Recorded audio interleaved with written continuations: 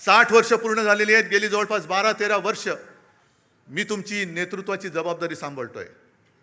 पण जे आरोप माझ्यावरती होत आहेत ते जर तुम्हाला खरं वाटत असतील तर तुम्ही मला सांगायचं, मी आत्ता या पदावरनं पाय उतारवायला तयार आहे.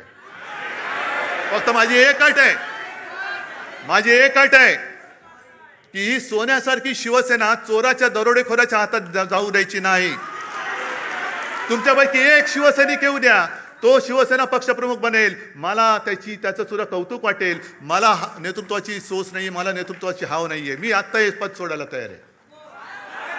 पण कोणी लाचार, गद्दार, भेसळयुक्त रक्ताचा माणूस माझ्यावरती आरोप करत असेल तर त्याला उत्तर हे तुम्ही द्यायचं आहे. बाकी मी डगमगलेलो नाहीये, मी खचणारा नाहीये. अनेक संकट आली, अनेक वादळं आली, मी पळणारा नाहीये. मी पहाडासारखा उभा राहीन, जबाबदारी स्वीकारेन. पण तुमच्या मनात जोपर्यंत विश्वास आहे तोपर्यंतच हे मी करेन. आणि ज्या क्षणी तुम्हाला वाटेल त्या क्षणी मी हे पद सोडल्याशिवाय राहणार नाही.